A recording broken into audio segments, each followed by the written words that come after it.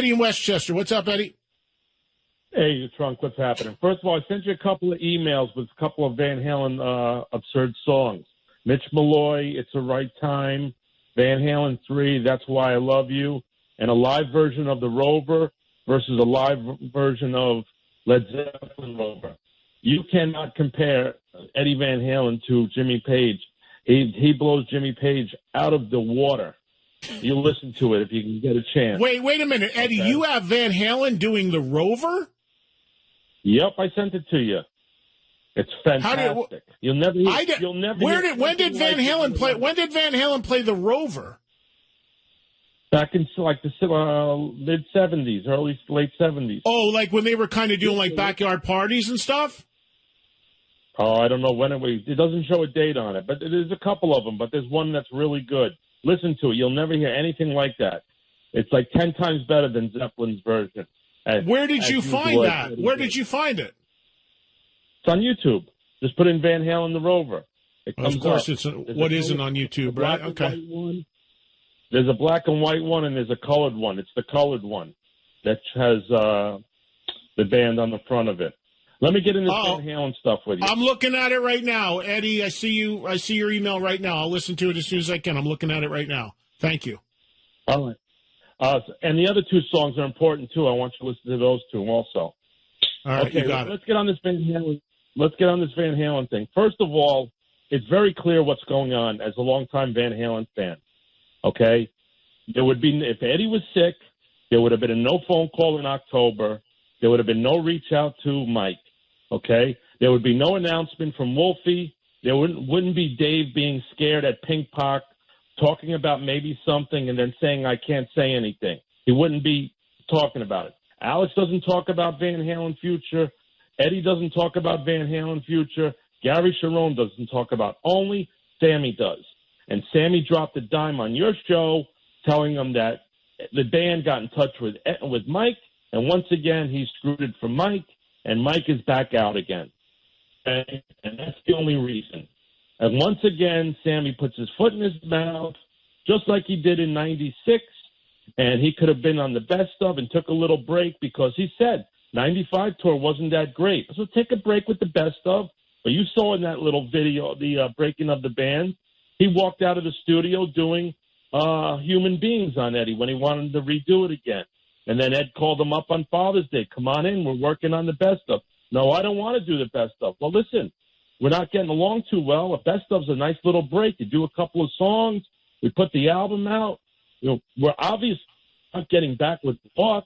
Sammy thinks Roth is back in the band. Roth doesn't touch the band until '07. Sammy's wrong again. Okay, then he goes in '04, and just because Eddie's drinking and not feeling well, you know, he crushes them left and right. And then he hold on, Eddie. Hold on. First of all, not feeling well. Eddie was out of his tree on that '04 tour. I saw it. He was out of his tree. He played a different song than half the night. Yeah, he was drunk. Eddie, your phone's going underwater. That's the only reason why I'm letting you go. If you hear the show back, you'll hear your phone's getting all gurgly. You were losing signal. First of all, let me address a few things from Eddie. First of all, you can't. Eddie, now I'm going to listen to Eddie sending me Van Halen doing the Rover because I'm curious. But you can't say that the guy who wrote and created the Rover is blown away by a guy covering it who was influenced by the Rover. You can't. Jimmy Page and Eddie Van Halen are completely different styles of guitar players. They were both historic and revolutionary and groundbreaking in what they did respectively. But they were not, it's not an apples and oranges comparison. Eddie Van Halen broke all new ground and the tapping stuff. And I mean, you know, he plays with a bar. I mean, Jimmy Page doesn't play guitar like that. Doesn't mean one guy is better than the other. Sure, Eddie Van Halen is a more fiery player, a more explosive player, but that's part of the equation. Jimmy Page wrote and produced and played some of the greatest music ever created. So you can't, it's not even, you're saying that that a guy who covers, Eddie Van Halen is covering Jimmy Page. Why? Because he worships him. Technically, is he a better player? You know, in that style, could Jimmy Page play like Eddie Van Halen? No. Could Eddie Van Halen play with the same feel as Jimmy Page? Probably not. Could Eddie Van Halen write songs and produce like Jimmy Page? Probably not, and vice versa. They're not, it's not a fair comparison. The other thing is this. The Sammy Hagar stuff is just ridiculous. There is this school of people that want to blame Sammy Hagar for everything. That just, somehow it circles back to Sammy. And I am not just being an apologist for Sammy because he's being a friend or because he is a friend. That is not why I'm saying this. You know I am honest to a fault here. But here's the truth. So what Eddie's trying to say is that because Sammy Hagar said something on my show, it derailed the whole Van Halen reunion. Do you honestly think that if you've got arenas and promoters and money about to go up on sale, that you pull the plug because Sammy Hagar jumped the gun and said something on my show? Come on.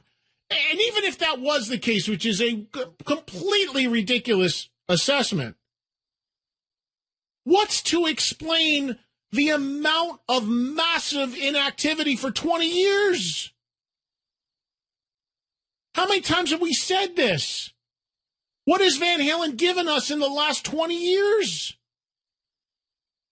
You're going to tell me that Sammy Hagar had something to do with that? If you want to work, if you want to be productive, block out the outside noise and go do it. You got to stop with the conspiracy theories about all this stuff. It's ludicrous. If you were the owner of Van Halen and you were that band and you controlled that entire empire, if you want to work, you work regardless of what your former singer is or isn't saying. Or I'm saying, or Michael Anthony is saying, or a former manager is saying, or some dumb show on Reel's channel is saying, or whatever. None of that matters. That shouldn't impact your course of what you're doing. That's ludicrous. If you want to work and be productive, you're really going to let any of that outside noise impact you? And I doubt it does, especially given that Van Halen is so isolated. Meaning they're not even on social media. You think Eddie Van Halen's on the computer at night poking around, seeing what anybody's saying? Sure, I'm sure some stuff gets on his radar. But this isn't like a guy who's on Twitter tweeting every minute or has a Facebook page or is involved. I mean, whatever platforms they are, they're largely inactive or some manager or press rep is handling them. These guys are in a bubble. Nobody really knows what's gone on for 20 years. What was Balance, 95? The last album with Sammy Hagar, Balance, I think came out in 95. Maybe check that out, Ed. I think that was the year on that. So from there to now, we've gotten, by my estimation, 2 records. Yes, Ed just confirmed, 95. Okay, 24 years. In 24 years, we have gotten 2 albums from Van Halen since Balance. The album with Sharon, which is widely disliked, and again, not Gary's fault. And a different kind of truth, which is, by every measure, half of or more a bunch of old songs repurposed. You're going to blame anyone for that? There is nobody, if you're looking to cast blame, to blame for that than the band and the organization themselves. It's ridiculous to go, Sammy Hagar, interviews. Stop being so sensitive. Stop being worried about it. Even if that was the case, just go about your business. If you wanted to go about your business, you wouldn't have done 2 albums in 24 years. How could anyone possibly blame anybody but the band themselves for that limited output? Those should have been golden years for Van Halen. Think of all that unbelievable productivity we could have had from them. We could have had 10 albums easily in that span of time. One of the greatest musicians and guitarists the planet has ever seen, largely dormant for over 2 decades.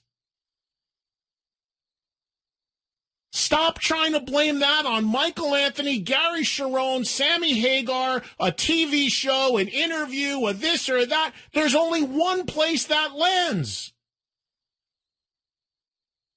Now, I'm not saying for a minute that that's their prerogative. They don't owe us anything. They've given us some of the greatest records ever made. If that's all that we ever have, it is what it is. So they don't owe us anything. But my point is, and it's Van Halen's prerogative if that's all they want to put out.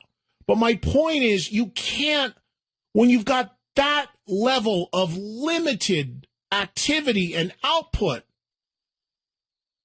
you cannot put that on anyone else but the internal workings of the band itself. You're crazy if you're reaching for something that's not there if you're looking at anything else.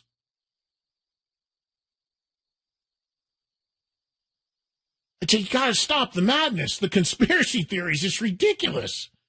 Well, Sammy said this. He opened his mouth, and then Michael said something. Stop! You basically got 1.5 albums in 24 years from Van Halen after Balance. And the reason why I say half is because, again, the last album was largely old material re-recorded. Trying to put blame anywhere else for that than the band itself, you are on lewds.